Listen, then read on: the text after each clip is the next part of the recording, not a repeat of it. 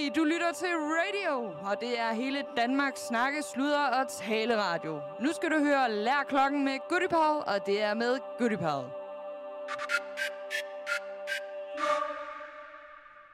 Hej, jeg hedder Snø, and you're listening to Goody Pals Radio, hvor dette afsnit handler om psychedelics. Lærklokken med Goody Pal her. Luna, du er tilbage. Jeg er tilbage. Vi er annexet. Ej, dig. Og der er sket en masse ting. Ja, det må man sige. Jeg har fået fast arbejde. Ja, som... Jamen, som morgensutter. Ja. Eller hvad hedder det? Ja, Ja, som vært. på Sutterne. programmet på Morgensutterne. Ja. Jamen, fantastisk. Og det vil sige, at vi er kollegaer her i Skuldborg på Radio. Ja, er det ikke dejligt? Jo, og sidst vi så dig, der var du jo bare... Der lå du ude i en... Der vågnede jeg en morgen, og så lå du udenfor i en havestue. Nå, ja. Og havde lidt Ja, hovedpine. ondt i hovedet. Men det hjalp at få et bad. Så Ja. langt kan vi... Ja. Okay, så langt, så godt. Vi skal møde en dansk musicalstjerne. En dansk musicalstjerne. En fuldstændig forrygende En person, dansk musicalstjerne. som har spillet Pippi Langstrømpe. Nå, Hun har spillet Gretchen. Hun har spillet Jim fra Skatteøen. Hun har spillet Cirkeline. Altså, der er ikke det, hun ikke har spillet. wow. Og hende skal vi møde Ja. på et tidspunkt, hvor hun springer ud som kunstner, og hvor hun taler meget esoterisk om, hvad det er, hun har gang i. Ja, Vi snupper hende simpelthen lige der, hvor hun er klar. wow.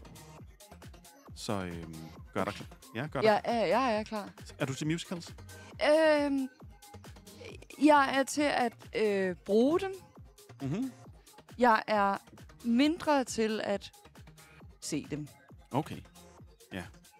Altså bruge dem. i mit arbejde. Altså, Det er jo en god måde at udtrykke følelse på, Mhm. hvis man gerne vil have lidt afstand til dem. helt klart. Okay. Jamen lad os komme i gang, og så skal vi simpelthen ud i psykedelikaens verden. Vi skal ud og svæve afsted. Ej, Jo, simpelthen. nå. Men, Siv skal også være en nisse i Kolding her til efteråret. I Kolding? Og en til julen, ja. På Koldinghus. Ja, Nisse nisse. til vinter. Ja, op til jul, tror jeg. Nå.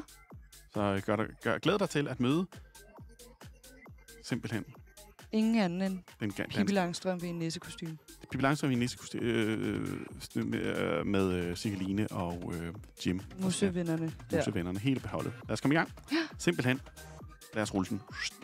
Og først skal vi allerførst skal vi lige sige, at i dette program kan I altså vinde et stykke af gulvet fra det Jyske Kunstakademis køkken. Det er jo sådan her, det Jyske Kunstakademi. Det er i Mejlgade. Hedder det overhovedet det Jyske Kunstakademi? Hedder det Aarhus Kunstakademi? Jeg tror, det hedder det Jyske Kunstakademi. Lukket. Det er slut, og de flytter. Og det vil sige, de gamle, ulækre gulv, hvor tusinder af kunstnere har gået op og ned ud i køkkenet og slidt det helt ned.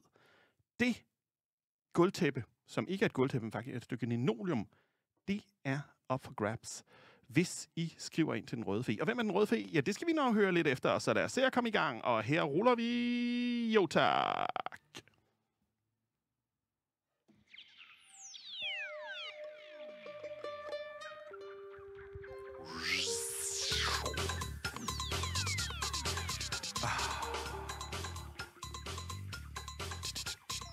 Læn dig tilbage.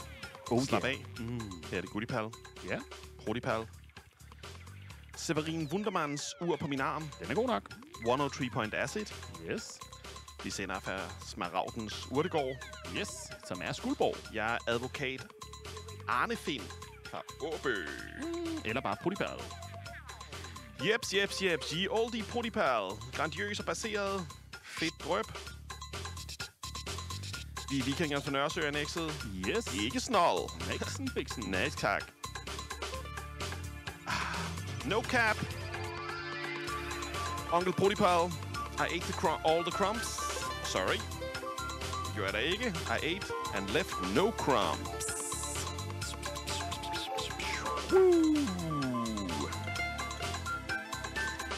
Jeg er din ven i radioen. Yep. Alt, hvad jeg gør, er lækkert at lytte på. Det er derfor, du sidder og nyder den lige nu. Du hviler dig tilbage. Du mærker, hvordan det bare er syntax error i dit hoved. Det her, det er Vi hører et stykke musik, som vi håber snart dukker op i et Flemming Dalum edit. Det er under byen In The Flip Flop Mix. Et Protipal-produktion.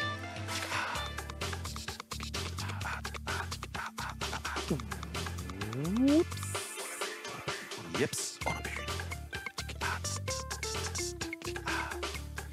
Det næste program skal introduceres. Først som om det er Mia Winding, som vi har hørt tidligere i Lærklokken med Goodiepal. Så er det faktisk ikke det. Næh. Så er det en ung pige, der hedder Siv.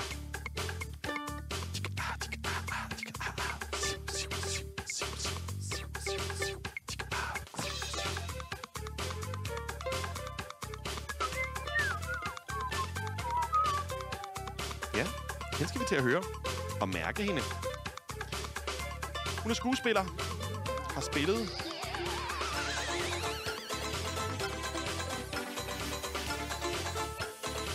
diverse roller. Hun har spillet Pippi Langstrømpe. Hun har spillet Cirkeline.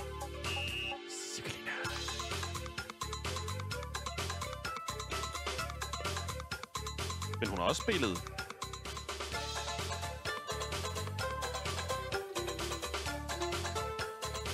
hovedrollen i Skatteøen.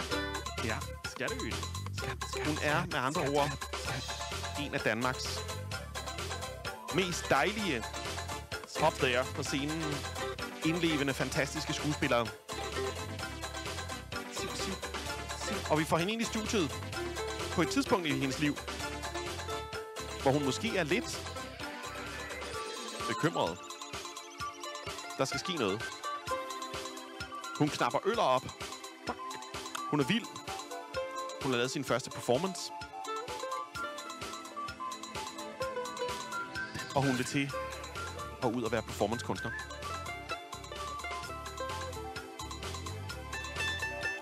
Hun kalder sig Den Røde Fe. Den Røde Fe.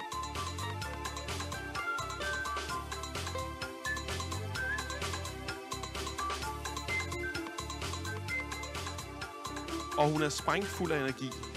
Sprængfuld klar til at fortælle mig, hvordan den slags ting skal være. Hvis du er... Det er jeg ikke, men hvis du er en kunstlærer, kunstskolelærer eller noget tilsvarende, så kan du nogle gange opleve, at folk kommer og kaster deres idéer i hovedet af dig. Og så er det altså bare at prøve at holde med. Og prøve at tage det seriøst, og så forstå, hvad de siger. Det er meget sjældent, vi får det på bånd. Men her i Lærklokken med Goodiepal, der sker der netop det.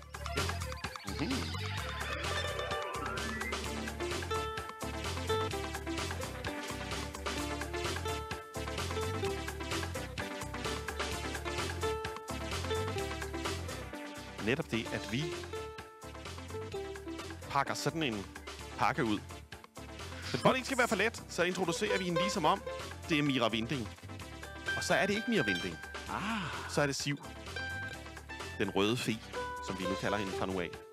Det er her, vi er her simpelthen i tilblivelsen af Den Røde Fe. Så læn dig tilbage. Lav en dejlig varm cup of joe.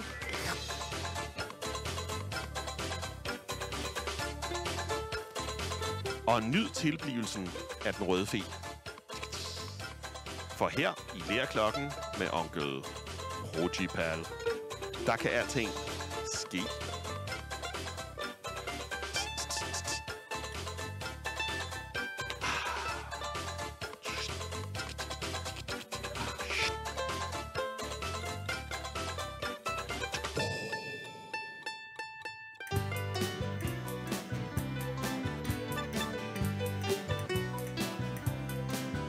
Mira Winding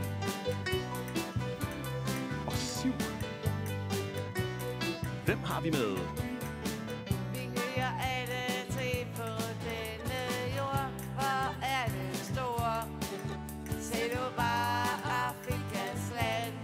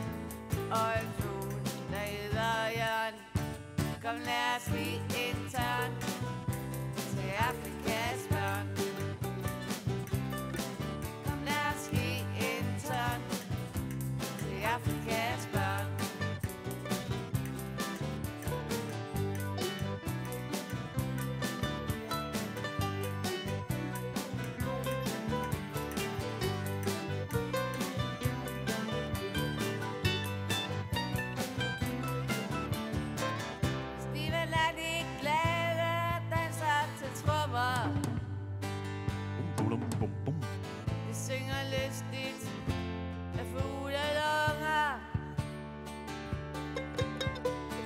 Måske en ting, som kan være svært at forstå. Bum, bum, bum. Ja, hvordan skal det hele dog gå? Kom lad os give en tørn til Afrikas børn. Lad os give en tørn til Afrikas børn. Lad os give en tørn til Afrikas børn. Lad os give en tørn til Afrikas børn. Giv en tørn til Afrikas børn.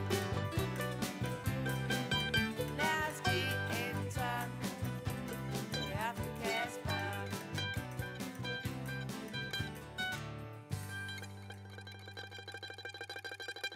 Ja, og der fik jeg jer. Fordi de lyder jo som om, at vi skal til at høre Mira Vinding. Men det skal vi så ikke, fordi det er et frækt program. Nej. Vi skal nemlig til at møde Siv Ulrikke Mejbom, som er ingen ringere end Rita fra Jungledyret Hugo, Pippi Langstrømpe, Cirkeline, Jim Hawkins og Gretchen fra Faust. Så lad os lige starte op her. 103 Point Acid. Du lytter til Radio Skuldborg. 3400. Vikingerne fra Nørresø. Annexet. Vi tænder op. Slyver ud over Skuldborg med Siv Ulrikke Mejbom, Rita, Pippi, Cirkeline, Jim og Gretchen. I kan mærke det, ja. Vi er ved at tænde op. Og jeg har intet ringere end Severin Wundermanns aflagte ur på. Så nu er vi altså i gang. Goddag og velkommen. Jo, tak. Og du har en øl med. Jeg har en guldøl med, Ja. Så det er jo... som jeg gerne vil dedikere til alle lytterne. Jamen, så tror jeg da bare, det er lige at åbne. Sådan der. Ja, fantastisk. Skål. Skål der, altså. Ja, så kører det. Og så er der altså lagt her ind. Det er jo, du har ikke lavet radio før. Det er simpelthen første radiointerview. Det er allerførste radiointerview, og det er en stor ære at sidde her med dig, Goody Pal. Ja, men det skal du ikke tænke på den måde. Det er en stor ære at sidde her med dig, og så er vi alle sammen i ærens glæde. Men prøv at høre her. Vi skal simpelthen høre lidt om dig. Hvor kommer du fra? Hvordan er det hele? Ja, hvor kommer jeg fra? Jeg kommer fra en lille by, der hedder Hedehusene. Ja. Hvor tingene skete først. Og så, Right. så rykkede jeg hen imod Roskilde-området. Ja. Og derfra nu til København.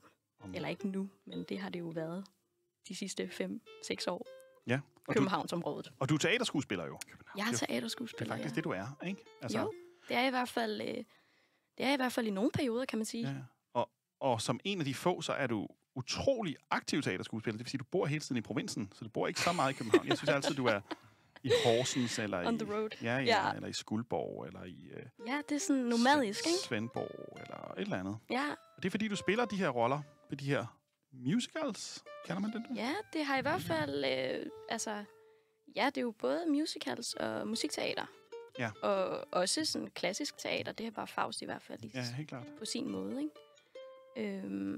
Men ja, det har jo ligesom været... Der har været gang i turnererne, og været ude i nogle gode byer, og spille for en masse børn. Hvornår startede det her?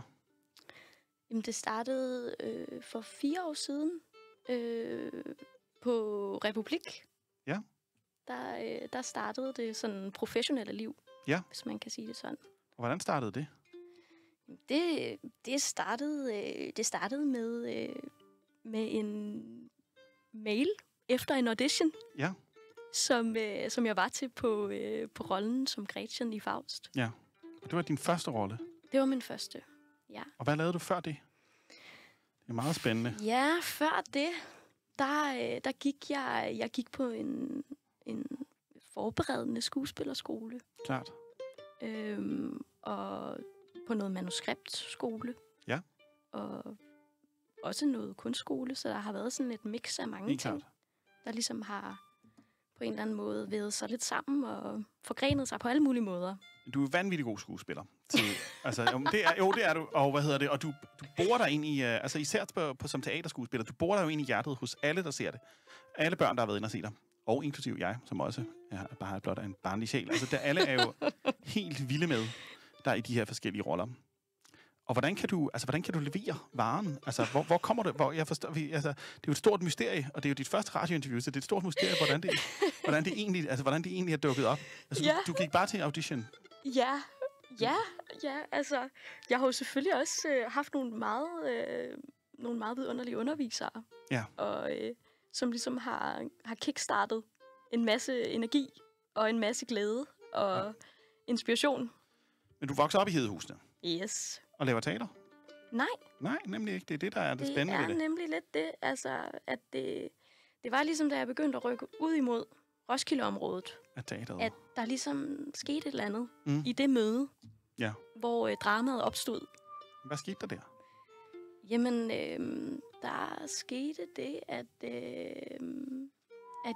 jeg gik i 10. klasse. Ja, du er jo ikke vanvittig gammel, kan man sige. Det kommer an på, hvad for et plan man snakker om, måske. Ja. Man må ikke spørge kvinder, hvor gamle de er. Så det har jeg ikke tænkt mig at gøre. Det var da godt. Men det må man faktisk ikke, og det er, vi holder fast i det, men du er i hvert fald well under 30. Det ved vi. Ja, meget det er der, hvis der er noget med det i hvert fald. Og du skal lidt tættere til mikrofonen også. Ja. Og sådan der. Ja. Og du er også well under 28. Det er jeg nok. Men er du well... Vi er midt i 20'erne.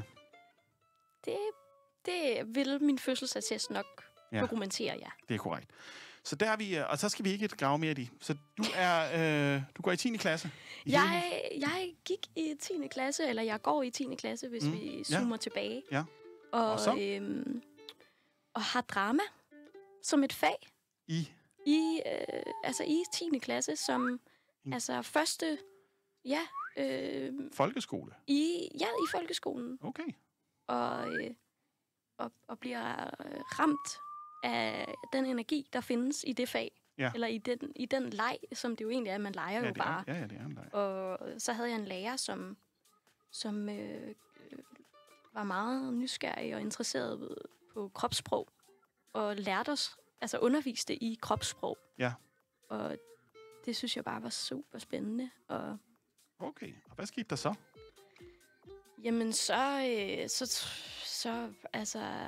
legede jeg i 10. klasse. Ja. Jeg legede jo hele det år der, og havde det sjovt, og jeg synes ligesom bare, at det var den bedste frihed. Det var, når jeg havde de timer. Okay, så det var, ja. Og så kom jeg på gymnasiet, og der var en dejlig musical, som jeg meldte mig til. Og så begyndte jeg ligesom at tage lidt mere ansvar for den glæde. Ja. Så jeg blev en del af sådan et sted, der hedder Eventyrteatret. Og det ligger i Roskilde? Det ligger i Gladsaxe. Gladsaxe, okay. Nu får I jo meget sådan stepsene. Ja, vi tager stepsene. Vi tager alle stepsene her. Jamen, så blev jeg en del af det. Ja. Og synes, det var sjovt at møde nogle skøre mennesker. Nogle skøre mennesker, ja. På den gode måde. Mm-hmm. Hvad er den dårlige måde at møde skøre mennesker på? Ja, det er måske ikke mig, du skal spørge om det på. Okay. Nej. Du har kun mødt gode Jeg har kun mødt gode skøre mennesker. Okay. Og så derfra, hvad sker der så? Derfra, der hører jeg om en skole, der hedder Skuespillerakademiet. Ja. Som jeg bare har lyst til at starte på med det samme. Klart. Så det gør jeg lige efter gymnasiet. Direkte ind? Direkte. Lige ind på den skole. Og går der i 2 sæsoner, eller sådan 2 halve år. Simpelthen. Sådan noget 8 måneder eller et eller andet. Og hygger mig der. Og ligesom bare med nogle vilde mennesker. Og de er så vilde, men de er ikke skøre? De er nok en god blanding. En blanding af vildt? De er i hvert fald den grad, der hedder vild inden for skørhed. Okay. Det tror jeg. Skørt og vildt. Skørt og vildt. Okay. Ja. Og så er det så, at du kommer ud derfra Mhm. Vi drikker også øl i studiet, ikke mig. Ja. Jeg drikker jo bare vand. Der er 2 stemninger herinde i studiet i dag. Ja, der er vand og øl. Ja, og så sker der det. Du kommer ud derfra, og hvad sker der så? Jamen, så har jeg en lille mindre identitetskrise. Ja. Som fører til, at jeg starter på en manuskriptskole. Klart. Og begynder at skrive lidt om min egen... Eller det ved jeg ikke. Nej. Måske, der er i hvert fald et eller andet i den identitetskrise, som måske viser sig i det, jeg skriver. Okay. På en eller anden måde. Du skriver teater? Jeg skriver noget teater. Okay. Og er nødt til sådan at starte helt fra bunden, så jeg skriver en masse om... Dig selv? Egentlig ikke. Jeg tror, jeg skriver om skabelsesmyter. Okay. Altså, ja, sådan... altså den finske skabelse, eller den nordiske? Altså, hvad hedder den klassiske? Ja, i hvert fald. Den tager nok mest form i, eller sådan udgangspunkt i Adam og Eva. Okay, så den helt... Så sådan helt det der med sådan mand og kvinde og køn og seksualiteter og naturtro og alt sådan noget. Okay, og hvor gammel er du her? Jeg er 20. Okay, ja. Og det skriver du? Og skriver en masse om det, og også om teknologi. Og prøver at forbinder det på sådan en... Ja, leger med at forbinde det. Mm-hmm. Skabelsesmyter og teknologi, og finder ikke nogen svar. Nej. Men stiller en masse spørgsmål. Det er heller ikke sikkert, der er svar. Det er jo lidt det. Ja. Og hvad sker der så? Jamen så... ja, hvad sker så bliver jeg spurgt, om jeg vil gå til den her casting. Mm-hmm. Hvor jeg måske ikke helt forstår, hvad det helt... Ja. Altså, hvor alvorligt det hvor alvorligt det rum måske i virkeligheden endte med at vise sig at være, eller sådan... Ja. Eller hvad for en dybde det i hvert fald. Hvilken rumklang, der på en eller anden måde var i det. Klart. Og det er Gretchen. Og det var Gretchen. Ja. Det var søde Gretchen. Ja. Meget, altså på en eller anden måde, stemte meget overens med sådan den naivitet og den sådan ungdommelighed og det, som hun repræsenterer. Ja. Som også stemte meget overens med, hvor jeg var i mit eget liv på det tidspunkt. Og ja, det var... det er jo sådan en efterklang også. Altså hele sådan en efter... altså sådan, hvor jeg reflekterer stadig over altså den karakter og det stykke og alt det, der skete i det stykke. Og også alt det, altså bare hele produktionen, eller sådan den oplevelse, det var, for det var så stort. Ja. Og sådan, det var interessant, hvordan det sådan, der var sådan nogle ting i det, der bare en masse spørgsmål, som jeg ikke helt måske forstod og kunne, altså sådan, hverken kunne forstå og stille, men heller ikke kunne forstå og sådan svar. Klart. Hvis det giver mening. Det giver mening. Men jeg synes, at det... Altså, og så kørte det derfra. Men se, det jeg oplever ved dig, det er, at du altid... Altså, det er anderledes, end det du siger i virkeligheden. Fordi du har altid haft skuespillet i dig. Altså, du har altid haft de der... Altså, de har altid ligget i dig. Og de kommer lettere til dig. Ikke lettere, det er ikke let, som i let. Det er ikke sådan, de kommer. De kommer til dig... Jeg tror ikke, det er let. Bestemt ikke. Det tror jeg ikke. Det er ikke sådan, haha, det er let for dig. Det er slemt ikke det. Jeg tror, de kommer... jeg vil ikke engang sige... Hvis vi bruger en ord naturligt, så lyder det også som om det er let for dig. Det er ikke det, jeg mener. Jeg tror, de kommer til dig som en... jeg tror, det flyder igennem dig.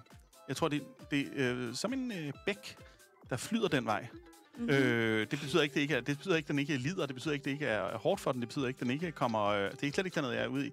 Men det flyder den vej. Jeg tror simpelthen, du kan træde ind i de roller på en måde, som mange andre ikke kan. Og det har du altid kunnet. Det er jeg helt sikker på.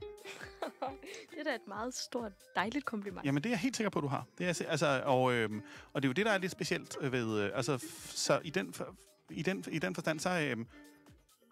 Skål. Ja, skål på det. Jeg tager lige et glas vand på det, fordi du kan drikke noget øl på det. Jeg skal også lige have en lille... Ja, det må der have en øl på den. Det var lidt vildt. Nej, men der er et eller andet i, at når vi ser dig, gør de der ting, så er det Det er en divine force, der er i gang. Altså, det er simpelthen, det er intet mindre end det, der er i gang. Og derfor så tror jeg, at det slet ikke giver mening. Vi kan godt søge efter den i 10. klasse og så videre, men den var der hele vejen. Og det er lidt sjovt, synes jeg, at se det der. Fordi vi vil enormt gerne altid finde ud af, hvordan blev noget til noget. Men det meste er der allerede for de fleste mennesker.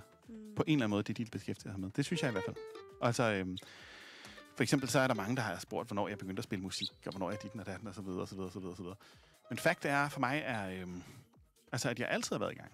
Altså, der har ikke været et tidspunkt, hvor jeg ikke har beskæftiget mig med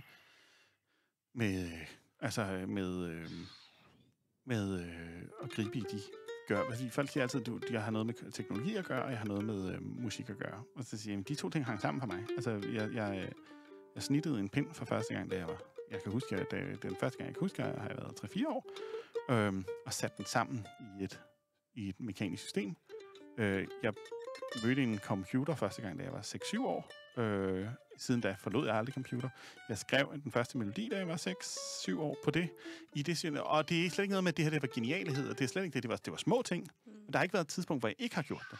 Nej. Og det er det, der er det. Altså, så der har faktisk ikke været et tidspunkt, hvor jeg ikke har gjort det. Ja, selvfølgelig har der været et tidspunkt, hvor jeg ikke kunne. Og der kommer et tidspunkt igen, hvor jeg ikke kan.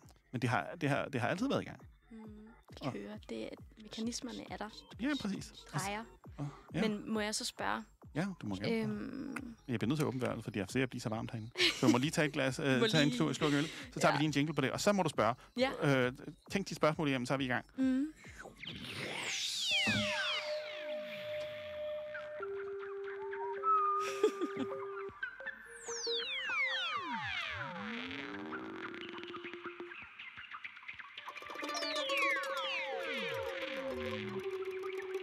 Så er jeg tilbage til mikrofonen her, for der er simpelthen varmt i studiet i dag. Det bliver så lunt herinde. Lunt, det er ikke engang bare lummer, det er et ekstremt varmt studie, kan vi vist roligt. Nå, du har et spørgsmål. Ja, men det er jo bare i forhold til det, du siger med, at tingene altid er i gang. Ja. Eller sådan, at der er noget, man har i sig. Hvordan vil du så, altså i forhold til alt det her med uger og tid, hvordan skal jeg formulere spørgsmålet? Det er mere sådan et, hvordan tænker du dig selv i forhold til tid? I tidsbilledet, eller hvordan sådan dig og tid? Ja. Hvilken dialog har I? Jamen, altså for det første har uger ikke som sådan noget med tid at gøre. Det er jo et måleinstrument, som kan... Altså, det kommer an på, om vi tror på tid som værende... Men altså, tid er et ur er et måleinstrument, som vi bruger til at lade en mekanisme bevæge sig i forhold til... og så matcher den op med den verden, der befinder sig udenfor. Så for eksempel i gamle dage matcher du uret med solopgang, solnedgang osv. Du matchede uret med andre uger. Så begyndte du på at matche uret med andre uger. Så begyndte du at matche uret med, altså først med soluger, så med, uret i bymidten. Så matchede du det osv. Så i dag matcher vi det gerne med vores smartphone eller et eller andet, hvis vi har et mekanisk ur. Eller også så matcher uret sig selv med et givet ur, som kommer udefra. Så for eksempel, hvis jeg nu gik ind på din smartphone, hvis jeg nu kunne få adgang til din smartphone og ændre et par sekunder, så ville du ikke bemærke det. Så den tid, vi får udefra, det er jo i virkeligheden det er jo bare en påvirkningstid. Og så matcher vi også os selv meget stadigvæk i forhold til den verden, vi lever i. For eksempel, hvis jeg nu ændrede på din telefon, og du ikke opdagede det, og solen så gik ned, så ville du begynde at sige, nu er det lidt mærkeligt, og så videre, så videre. Så vi holder stadigvæk meget øje med den verden, vi lever i. Så har vi månen rundt om jorden, og så videre, så videre, så videre. Og alle de ting, der bruger vi jo, dem synker vi i vores mekaniske ure, og så videre op imod. De fleste, der har et mekanisk ur, vil gerne synke op mod og stille på månefasen og så videre. Hvis man har en månefase på sit ur, eller vil man gerne stille på forskellige ting, så et ur, det er et stykke mekanik, som er glædeligt at skabe, og glædeligt at se på, og glædeligt at lade udspille sig. Men det er i virkeligheden præcis ligesom skuespillet en leg, kan du sige. Det er en mekanisk leg, det er at sætte nogle mekanismer i gang, som så bestiller. Og derfor for mig går også... Jeg skrev en gang en bog, som er vanvittigt dyr nu. Den koster mange tusind kroner. Men det var sådan en lille pamflet, og den hedder Radikal Computermusik og Fantastisk Mediemanipulation. Og den har nogle... for første side er der sådan nogle tandhjul, der griber ind i hinanden. Og der var tandhjulene tænkt som sådan en... altså mennesker i forhold til hinanden, og mekanismer i her virkeligheden. Altså, og sådan er original tanker, grund til, at vi overhovedet kigger på uret, som vi gør. Og det kommer an på, hvad de gerne vil gøre, fordi for eksempel... man siger, folk siger meget, at de unge ikke kan få noget at se på. De kan ikke forholde sig til viserne, fordi at viserne... hvor du nu forholder vi os til hvad hedder det, til tal, digitaltal, digits osv. Men grund til, at de bevæger sig op fra venstre mod højre osv., det er fordi, at uret er skabt på den nordlige halvkugle, fordi solen bevæger sig den vej osv. Altså det er rent og skær. Så det er sådan nogle, det er målinger af den, altså det er solopgang, solnedgang osv. Så det er de bevægelser vi har. Og der kan vi sige, at i dag så bruger vi jo uret uret på mange andre måder. Men det er stadigvæk de rytmer, som vi sætter en mekanisk proces i gang i forhold til. Hvilket har noget med leg at gøre. Hvilket igen har noget med at gøre med skuespil og alt muligt andet, fordi det er noget med mekanismer, der bliver sat i spil, og så som så og accept af mekanismer, der bliver sat i spil. Det er jo for eksempel teaterets grundprincip, det er, at vi alle sammen skal acceptere, at nu er du Pippi eller Jim Hawkins. Det er Skatteøen. Pippi er Pippi Langstrømpe og Pippi Langstrømpe. Pippi er Pippi Langstrømpe. Cirkeline har du været? Ja. Og Cirkeline er blot Cirkeline. Det hedder blot Cirkeline. Det er, ja. Men Jim Hawkins er Skatteøen. Ja. Og det er i den opsætning, du er det. Sebastian Skatteøen. Yes. Altså 15 mand på en røverkiste, hey ho, og en... Yes. Og... Hele... Ja, det er det. Kan du synge nogen af dem? Jeg tænkte, du nok ville spørge mig om det. Jamen, vi lader den lige gå. Den er lige hænge. Der skal vi se have lidt mere af øllet i. Jamen, jeg tror... Ja, der skal meget øl i. Der skal lige lidt øl til at synge de helt gode, selvom Jims sange jo er måske en mindre øllet stemme. Hvad er den der... det er den der... til verdens ende. Hvad hedder den? Nå ja, der er i hvert fald en, der hedder... Der er den... Ja. Der er en start og en... Ja. Han har jo lidt en... Han har en melodi, som hører til ham, som ligesom går i... Altså er i 3 forskellige... Gennem, i hvert fald i den her udgave, 3 forskellige sådan start, midte, slut på en eller anden måde, som ligesom starter med den her drømmende. Er det okay? Sådan der? Ja, drømmene, ja. Ja, sådan drømmen. Den første drøm. Ja. Og så kommer Hispaniola, hvor drømmen udspiller sig. Eller sådan, den starter. Og det er et skib? Det er på skibet, Hispaniola. Okay. Og så? Og så slutter... Eller den slutter jo ikke. Men så er der ligesom en sådan efterklang. En sådan refleksion af den her drøm, som ligesom har mødt... Altså forventningen, der på en eller anden måde har mødt realiteten. Ja. Som har den, altså udspiller sig i den sang, der hedder Ved verdens ende. Ja. Okay. Ja. Så det er ligesom en melodi, der går igennem hele historien. Men så jeg har jo aldrig set Skatteøen. Jeg har aldrig været inde og set Skatteøen. Nej. Så der kan du se. Det har, nej, men du nåede jo heller ikke ind at se det, vel? Nej, jeg nåede ikke at se det. Jeg ved bare, at du var også på On the Road. Jeg var rigtig ude at sejle. Du var faktisk rigtig ude at sejle. Jeg har sejlet meget igennem, men det er nu en helt anden historie. Mekanismer og så videre. Acceptet af mekanismer. Der mener jeg jo i virkeligheden, at altså, nu hvis du bliver i urverden-teknik, altså du er et utrolig stærkt tandhjul i de mekanismer. Jamen det er du. Jo, det er. Det er nogle søde komplimenter. Jamen det er jo et program fuld af glæde. Fuld af glæde simpelthen. Og god fredagsstemning. Ja, men drik lidt mere øl på det. Ja. Nej, men hvad hedder det? Men du har hvad hedder det?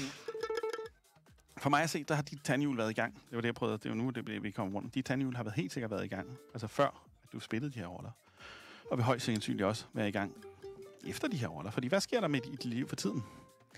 Jamen, lige nu, faktisk, så sent som den 1. juni. 1. juni, ja. 2024. Ja. Der blev født en ny karakter. Okay. Som du faktisk var vidne til. Og var det fødslen? Det var i hvert fald en form for fødsel. Det var i hvert fald den første det første syn af karakteren. Jeg ved ikke, om det var fødslen. Fødslen er sket tidligere. Okay, inde i dit hoved? Nej, den er sket fysisk, men der var ikke særlig mange til stede. Så jeg var ikke den første, der så? Du var ikke den første, der så den i den spæde tilstand, men du så den i første aktion. Okay, og det er en figur, der hedder... Den røde fe. Okay, den røde fe, ja. Og du er den røde fe? Ja.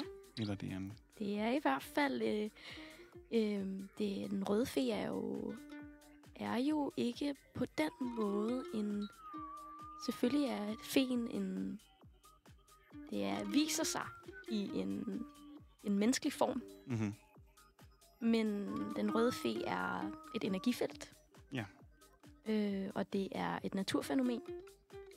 Ja, okay, nu bliver det lidt... Og nu stikker det lidt af. Nej, det behøver du. Det må utrolig gerne stikke af. Det er jo et program, hvor det stikker af. Men nu skal vi lige prøve at forklare. Ja. Så du har en performancefigur, Ja, som hedder den røde fe. der hedder den røde fe, ja. Og det er første gang, hvor du i hvert fald offentligt ikke har et decideret manuskript, men hvor du gør nogle handlinger med den røde fe. Det er lige det. Ja. Det, den røde fe lavede, var, at på Vesterbrogade i København 107, inde i baghuset, samme sted, hvor der har været utrolig mange andre performances gennem tiden. Det sted, hvor Morten Lindberg, alias Master Fatman, for eksempel sad på en forstærker tilbage og drak piskefløde, og hvor en masse sådan nogle ting tidlig industrial kultur var, og hvor jeg for eksempel har holdt en masse, hvad hedder det, vi havde sådan nogle vidnesfester, som hed Komponent, tilbage i 90'erne, hvor vi diskuterede computerprogrammering og sådan noget. Og det endte med, at Komponent blev overtaget og blev mere sådan nogle technofester, var nogle utrolige. Der var jeg ude igen, men det var sådan nogle utrolige avancerede technofester, der var dernede til sidst, og så videre, og så videre. Men anyway, i det rum, der hedder Vesterbrogade 107, ude bagved, når man ligesom går igennem, så var der en lille have. Ja, der er en lille... Og over i det ene hjørne, der sad så du i form af den røde fe. Ja. Og der kunne folk komme op til dig. Og så kunne de... det var ligesom... Der var en cirkel, der var aftegnet. Ja. I form af noget plantemateriale. Ja. Som den røde fe ligesom befandt sig i. Og ikke kunne se andre end den person, der ligesom trådte ind i den cirkel. Det er klart. En anden verden. I hvert fald en meget intim verden. Ja. En meget nær verden. Som handler om nærhed. Ja. Som også var et rum, hvor der var plads til tanker og følelser. Okay. Og til ligesom at på en eller anden måde lufte ud. Så du inviterede folk ind i dit prædefinerede rum, for at folk kunne... Lufte sig selv. Lufte sig selv, ja. Men det er et kæmpe ansvar. Det er et kæmpe ansvar. Ja. Det var jo i hvert fald en mulighed, som man kunne vælge. Helt klart. Og det var jo ikke... det er jo ligesom... det er jo en karakter, der også... Altså... Det... Ja, hvordan skal jeg forklare det? Du må tage dig ind i god tid. Altså, den røde fe er The Hollow Bone. Okay, nu bliver det avanceret. Er The Hollow, altså det huleben? Ja, og er ligesom en karakter i udvikling at the moment. Ja. Og jeg er ved at lære den røde fe at kende. Helt klart. Men som udgangspunkt er den røde fe The Hollow Bone. Okay. En shamanistisk karakter, som består af knogler, der er luftige. Nu bliver det altså meget avanceret. Så du er nogle luftige knogler, når du sidder af den røde fe. Ja. Og er ligesom et rum. Det er en knogle, der er et plads til at lufte sig i. Okay. Det er et rum, der ligesom kan luftes i. Helt klart. Og det gør man rent fysisk ved at sætte sig ved siden af dig, og så er der noget, så laver du en drik til en. Sådan var det i hvert fald dernede. Det var det i hvert fald i denne her aktion. Mm-hmm. Der kunne man så sætte sig ned foran dig. Jeg gjorde det ikke, fordi det tog jeg altså ikke. Men jeg så andre gøre det. Og så satte de sig ned, og så fik de så havde du faktisk et bartendersæt med. Ja, en slags bartender. Det var det var jo sådan et bord, der ligesom var inspireret af det japanske te-ceremoni. Okay. Det var en bar, der hed Hollow Tea Bar. Okay. Som er en kan man høre mig? Ja. For nu siger jeg noget meget vigtigt. Nu siger jeg noget vildt. Det er en te-cocktailbar. Klart. Hvor man kan komme og... Altså, det også handler om tanker og tankestrømme. Og hvad for nogle tanker, vi sender til hinanden, og hvad det er for en... Altså, hvad det er, vi giver videre. Hvad det er, vi indtager. Okay. Hvad det... Ja, du vil sige noget. Nej, jeg tænker altså... Og det, så jeg vil bare forklare lidt. Så satte folk sig ned foran dig. Du sad med ryggen op mod muren, og så blendede du noget te, og så kunne man tale med dig, eller du blendede deres tanker, eller hvordan fungerer det? Hvad sker der her? Ja, det var ligesom tankerne fra den person, der valgte at sætte sig. Som så blev på en eller anden måde mixet ind i de her cocktails. Ja. Man kunne vælge, når man satte sig, så kunne man vælge enten at skænke altså udskænke en skål. Det er jo ligesom udbringe en skål til din ven, fjende eller dig selv. Okay. Det var ligesom et valg, man kunne tage, da man satte sig der. Ja. Og så var det jo også bare, det var interessant at se, hvad folk foretrak. Okay. Og hvad der ligesom skete i det spørgsmål. Og så imens at folk ligesom fik rum til at tænke de tanker omkring enten deres ven, fjende eller dem selv, så bryggede jeg en te-cocktail til dem. Ja. Eller nu siger jeg, det er jo helt forkert. Jo, men jeg tror nok, du er den røde fe. Ja. Det vil jeg nu måle den påstand. Nu blev det en jeg-person. Ja. Det er i hvert fald, den røde fe bryggede ligesom en cocktail ud fra den form for tankegang, der ligesom foregik. Ja. Og det kom der måske muligvis en smag ud af, som vedkommende, der sad der, ligesom fik lov at smage lidt på og indtage. Okay, og så rystede du den, og så... Ja, så kom der noget røg, og så skete der lidt sådan magi. Lidt teatermagi. Så du puttede nogle... Ja, det var det, der gjorde. Der skete teatermagi, kan man sige. Det var ikke bare måske. Men hvad så? Så kunne folk få lov at drikke den der. Hvad kunne der være? Hvad kunne der for eksempel være rent fysisk i den der? Jamen, sådan rent fysisk, så var der noget med nogle æg. Der kunne komme æg i? Der kunne komme æg i. Ja, komme der kunne komme matcha i. Matcha, ja. Altså det grønne tepulver. Det grønne pulver, som også er den røde fes. Altså tryllestøv. Det er støvet, som den røde fe ligesom befinder sig på. Det er en vej. Det er ligesom chadao. Siger du chadao? Hvad chadao, det er te-stien. Okay. Det er ligesom en kinesisk tradition. Det er en måde at altså ligesom tænke på at være i verden på. Okay. Ja. Den røde fe er fra The People's Republic of China, eller hvor er vi henne? Men det er ikke godt at vide. Nej, okay. Altså, den røde fe er i hvert fald et luftlag, der befinder sig. Okay. Måske rundt om hele jorden. Ja. Kan opstå forskellige steder. Klart. Rundt om jorden. Ja. Gerne i en kilometer på omkring 80 kilometer over jorden, ikke? Over overfladen. Rundt om.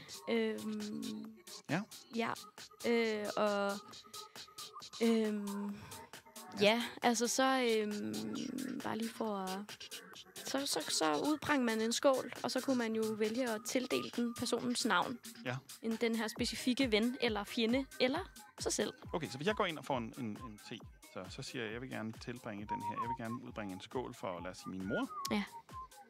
Ja. Og så vil du brygge den. Ja. Og så vil jeg få lov at drikke den. Ja. Men jeg toaster den på.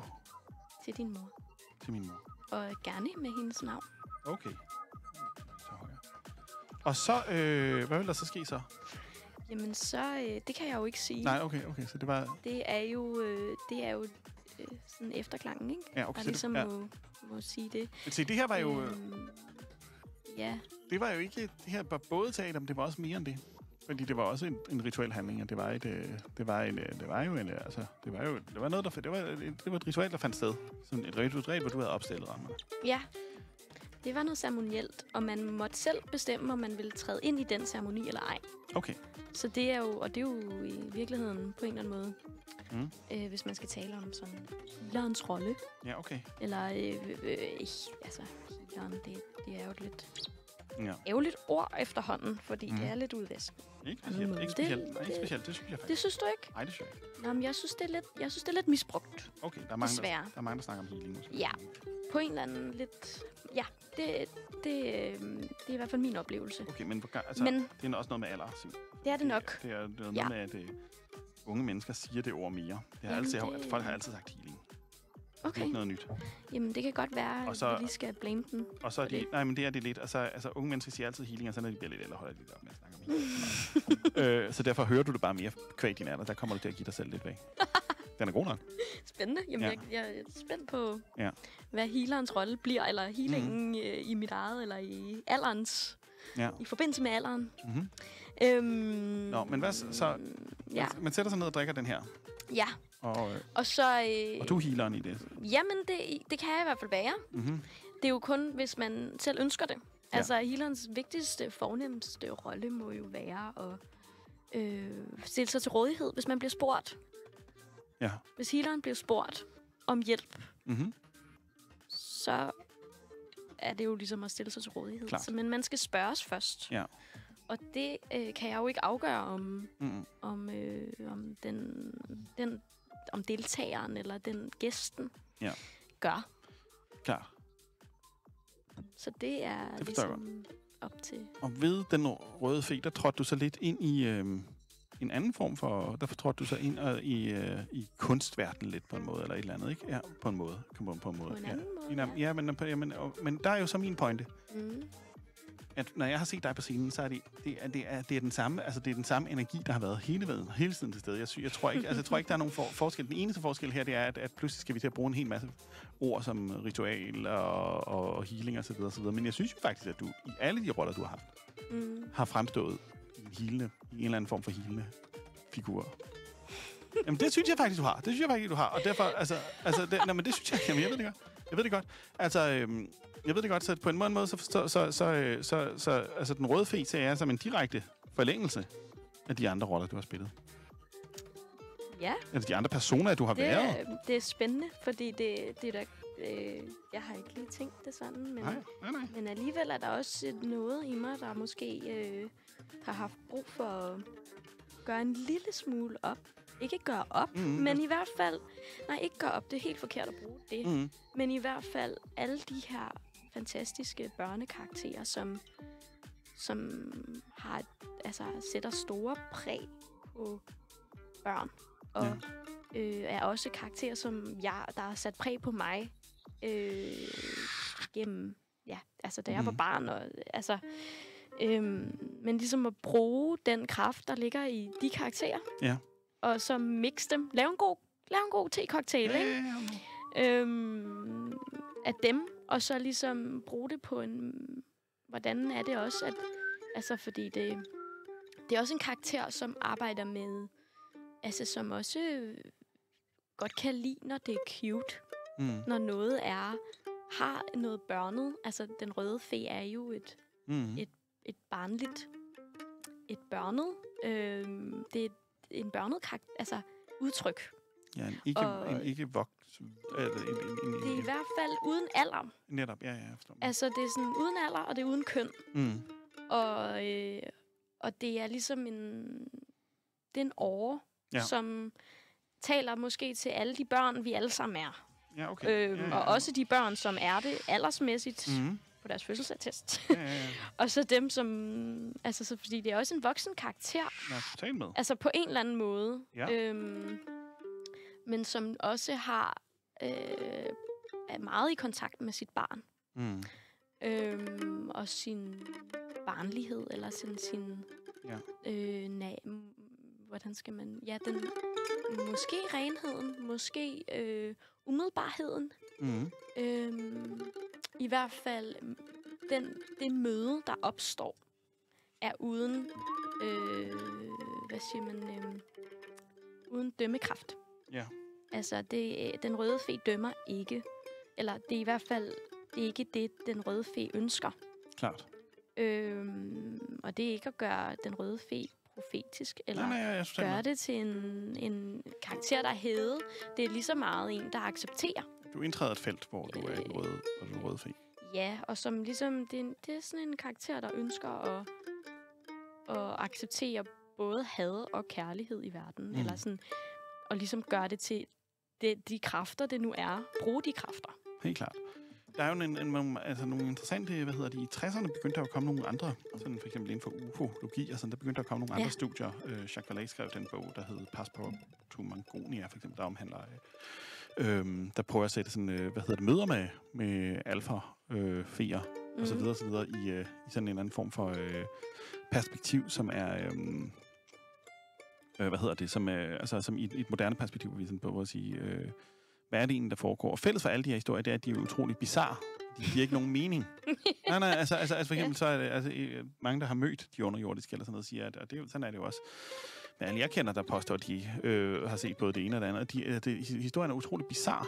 Altså, altså, det er sådan noget med, at 3 små væsener med en hatte tropper op og laver, så vil de gerne tilbyde noget mad tit.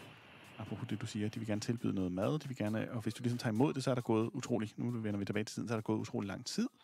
Pludselig er der gået måske 4 uger, eller et år, eller 3 dage, osv. Og maden er gerne dårlig, eller den smager ikke rigtig noget, det er sådan lidt hvede pandekage-agtigt tit, og så videre. Så det er sådan maden er i virkeligheden et påskud for noget andet. Det er aldrig sådan, wow, det var det bedste mad, jeg nogensinde har fået. Det er altid sådan lidt, det har sådan en lidt tendens, og fælles for dem alle sammen er, at de måske i virkeligheden, de her handlinger, måske i virkeligheden dækker over nogle andre handlinger, som vi så ikke ser, men de i hvert fald fremstår så bizarre, at de bliver svære at genfortælle, uden at lyde... hvor dem, du genfortæller dem til, bliver sådan, nej, nu stopper det kan simpelthen ikke være rigtigt. Og på samme måde er du faktisk lidt i gang med den røde fe, at du hele tiden taler ned ad nogle spor, som på en eller anden måde... får det til at ikke falde sammen, men som jo så også, fe gør. Fe gør den røde fe, fordi du levendegør den røde fe ved, at du gør den så bizarre, så den hele tiden er lige ved og ikke, altså hvor folk er sådan, nej, nu, det kan da ikke være rigtigt, eller sådan fungerer det ikke, og så videre. På den måde, der træder du ind i en rigtig, altså det er jo vanvittigt spændende, men det er jo et opgør på en måde. For dig er det et opgør. For mig, jeg ser det udefra, jeg ser det overhovedet ikke som et opgør. Jeg ser det overhovedet ikke som et opgør med noget som helst, altså andet end du på en eller anden måde træder i, du træder i karakter, som er det dig, der bestemmer. However, jeg synes altid, du har bestemt, men nu, så der er et eller andet, men for dig er det et opgør med?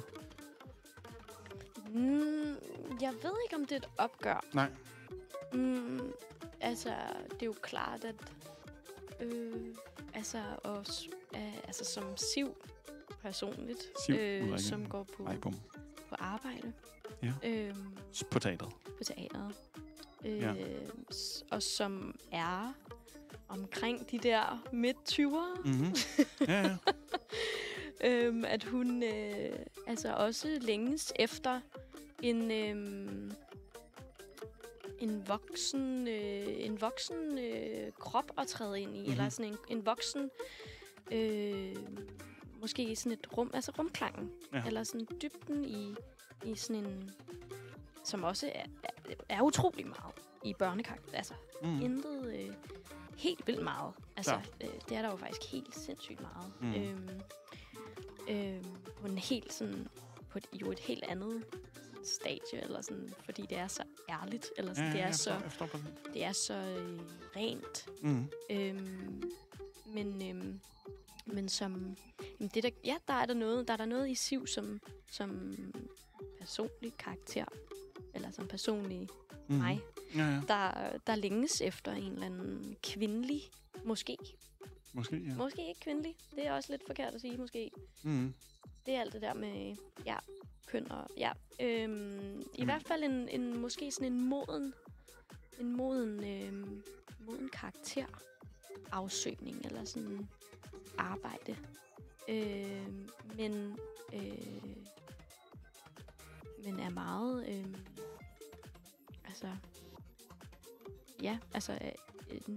nyder godt af børneenergien, ikke? Jo, men du har behov for, faktisk, nu bliver vi ved med at snakke om mekanismen, du har behov for en mekanisme, et rum, en figur, du kan træde ind i, hvor du kan udfolde dig selv. Ja, helt klart. At som jeg ligesom kan væve eller sådan forbinde alt det, jeg render rundt og laver ved siden af, som jeg er optaget af sådan af materiale, altså også bare materialevidenskab på en eller anden måde, ikke? Altså sådan den poetiske iagttagelse af materialer, som også er det, som den røde fe ligesom repræsenterer. Martiaen. Ja. Men også ler og altså sådan harpiks har jeg været meget optaget af. Ja. Og er også det, som den røde fe er lavet af. Nu skåler vi for 3 herinde. Ja, nu skåler vi lige for en... yes, skål derude. Det var harpiks. Den røde fe er lavet af harpiks. Den røde fe? Ja, ligesom et forbundet med et materiale, der er harpiks. Ja. Og harpiks er et materiale, som hvis man kan kigge på det sådan rent poetisk, men også sådan videnskabeligt, så er det jo et materiale, der opstår, når et træ har et sår. Så det er et healing-materiale. Det er et helningsmateriale. Ja. Og de der, altså historierne, der befinder sig i materialer, er ligesom det, der optager den røde fe. Okay. Og er også noget, der optager siv. Ja. Og hvordan kan man væve det sammen med scenekunst og krop og også sådan hvordan vi lever vores liv. Altså hvordan omgås vi hinanden? Hvordan omgås vi materialer? Hvad er det, vi egentlig befinder os med og i? Og hele tiden sådan er i kontakt med, men som vi måske ikke tænker over, også har frekvenser, der har noget, der minder om vores egen. Eller, men det er jo sådan helt kvantefysisk. Altså nu det er jo en helt anden, sådan, som jeg ikke er ekspert over. Du må gerne få lov at sidde, du må gerne væve her. Altså. Men der er sket et eller andet, siden du har spillet din sidste rolle. Der er sket et eller andet med dig, ikke? Der er sket noget. Der er sket nogle ting. Du har faktisk fået et sår. Ja, det har jeg. Ja, uden jeg aner ikke, hvad der foregår, men nu indtager jeg Men du har fået et sår af en slags, jo. Der er sket et eller andet. Jeg har nok fået et sår, ja. Og det er jo ligesom et sår, som man kan vælge. Og, altså, de sår, vi har, kan man jo vælge. Og det ved alle jo, man kan vælge at gøre med dem, hvad man vil. Bestemt, ja. Så det skal jeg ikke sidde og lege heldig over, men sådan... Eller sådan kloge mig på, men sådan, altså, der er jo bare det der med, den smerte, som vi har. Ja. Og den har vi, og hvis ikke vi har den, så får vi den nok. Så får vi den, ja. Og den, altså, ønsker man, at den smerte skaber nye ofre. Og hvordan... Altså, og nogle gange er det jo nok også uundgåeligt. Og altså sådan...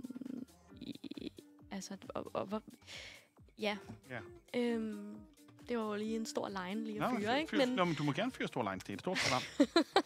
Der er plads til de store lines. Det passer godt her. Ja, det passer godt. Det er fint. Gerne fyre en stor line. Men så du har simpelthen du har simpelthen fået sår en slags. Nu skal vi ikke, og det er ikke fordi, vi skal ned den vej. Og der har du så trådt i karakter som en der er der sket noget nyt. Og der er opstået ud af den smerte. Den her karakter. Som er den røde fe. Og som så som udfører handlinger. der aktiverer andre til måske at, at skabe omsorg for sig selv. Og omsorg for dem, der man befinder sig med. Og de materialer, man også befinder sig med. Ja, så det er hele pakken, der skal. Hele er bare så godt. Og Nej, det er hele pakken, der skal ind i det. Ja. Ja, okay. Og den figur ser du selvfølgelig som et brud fra de andre figurer. Og jeg, som iagttager, ser faktisk den figur har gået igennem alle de roller. Ja. Det ser jeg faktisk på en eller anden måde. Jamen. Og det er det, jeg synes, der er det specielle ved dig. Og det, jeg synes, der er det, altså der, hvor du lever på en helt anden måde end alle andre, det er, at du rent faktisk er ude og gøre det der hele tiden. Det er det, der er spændende ved det. Altså, du er ude og være de der roller hele tiden. Rita, Pippi, Cirkeline, Jim, Gretchen og den røde fe. Det har jeg slet ikke tænkt over. Nej, men det er sådan, det er i hvert fald sådan, jeg ser det som en jagttager. Det er i hvert fald sådan, jeg oplever det. Nu er det jo også dit show. Nej, jeg vil ikke proppe det ned i munden på dig, eller på nogen måde, eller i halsen på dig. Jeg vil bare sige, det er i hvert fald sådan, jeg ser og oplever, og det er sådan, jeg oplever det på en eller anden måde. Og det, jeg oplever ved det, som jeg synes er spændende ved det er, at den røde fe på en eller anden måde, så den rolle, som du så indtager der, det er jo så det er den nye. Men det, der er det specielt ved den, det er, at der ikke er noget manuskript til den. Ja. Manuskriptet er dig. Du har manuskriptet. Manuskriptet findes indeni, ja. Indeni, hvorimod det er de andre manuskripter er dikteret udefra. Det kan man sige, ja. Og det er også det, der er den spændende opgave lige nu. Det er at finde ud af, hvad det er for et manuskript, der findes. Ja. Eller som opstår, klart. Når den røde fe ligesom går ud og møder både materialer, men også mennesker. Ja. Og sådan miljøer. Ja. Hvad er det, der sker? Hvad er det for nogle ord? Og hvad er det for nogle interaktioner? Og hvad er det, der bliver behov for i det? For efter den røde fe, efter din opførsel af den røde fe, eller efter du var den røde fe, eller efter din performance, eller uanset hvad for et kulturelt framework, vi putter på den her fe, så stak du mig et kort, og der kunne jeg henvende mig til den røde fe, og så kunne du komme ud og lave en opførsel. Så præcis på samme måde, som du har været på turné altid med de andre væsener, så er den røde fe også en touring-fe, altså din touring-virksomhed, ikke? Ja, det er det. Så hvis jeg for eksempel ringer fra Skanderborg og siger, det er akkurat ligesom, at du har rejst meget rundt i det danske land med de andre roller, hvis jeg ringer fra Skanderborg og siger, at jeg vil gerne have den røde fe til at komme, så er rykker den røde fe ud. Det kunne den røde fe godt finde på. Helt klart. Ja. Okay. Der er nok bare det, at den røde fe befinder sig udendørs. Det er ligesom territoriet er uden for lukkede ruder eller sådan vægge. Klart. Det er et luftigt miljø. Ja. Så det er ligesom, det er måske det, sådan dogmet er for den røde fe. Og så det er udendørs seancer. Det er udendørs. Ja, det er det. Ja, helt klart. Og den røde fe kan bookes? Den røde fe kan bookes. Og hvordan gør vi så det, hvis vi er interesseret i at få fat i den røde fe? Ja, altså den røde fe lige nu arbejder på højtryk. På ligesom at skabe sig den platform, den kanal, der ligesom er kontaktkanalen. Ja. Men ellers så kan den røde fe også kontaktes via SIV.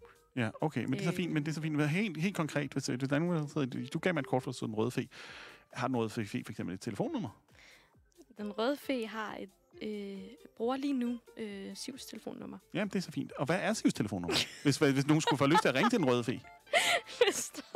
Jamen, hvis der er nogen... Altså, nu er vi i gang med... Altså, det er vanvittigt. Altså, det kan godt være... Altså, nu sidder du også og drikker lidt øl og sådan noget, men vi er faktisk i gang med et projekt, der hedder... Altså, vi er i gang med noget, der hedder tilblivelsen af den røde fe. Det er jo vildt spændende, det her. Det er vildt spændende. Så lad os nu sige, der sidder nogle lyttere, der er interesseret i at få fat i den røde fe. Ja. Må vi så give dem et telefonnummer, eller lidt hemmeligt? Eller er der en anden måde? Skal de sende et brev til radioen, vi sender videre? Eller breve er godt. Breve er godt. Breve er godt. Okay. Ja, breve er rigtig godt. Okay. Det kan vi da godt sende ud. Altså, ja. Okay. Og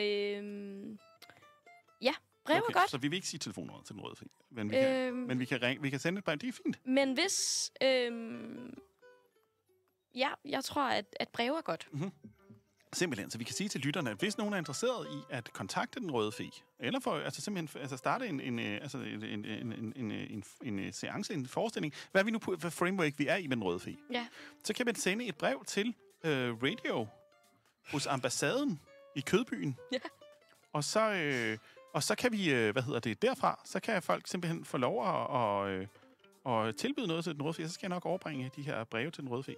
Fantastisk. Så lad os gøre det. Det eneste, der er, det er, at vi kunne enormt godt tænke mig lige at læse adressen op. Og det er jo Slagterhusgade 5. B.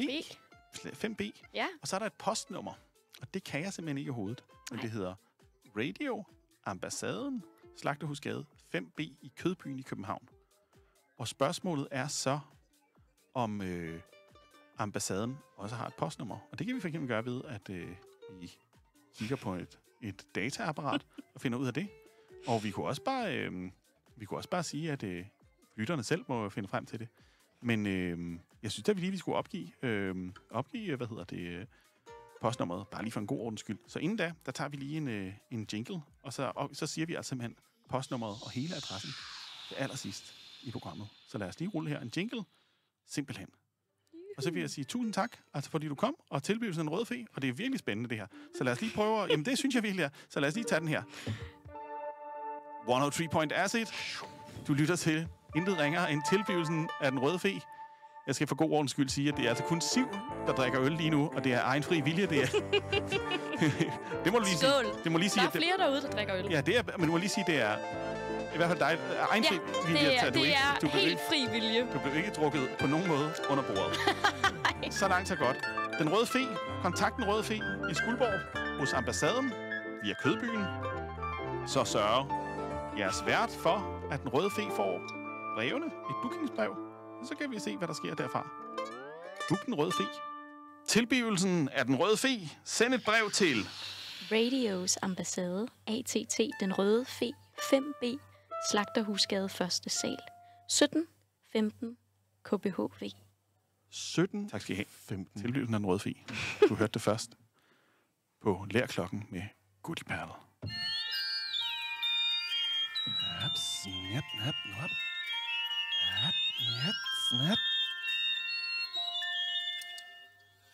Siv, tak fordi du kom. Selv tak. Den Røde Fe, tak fordi du kom.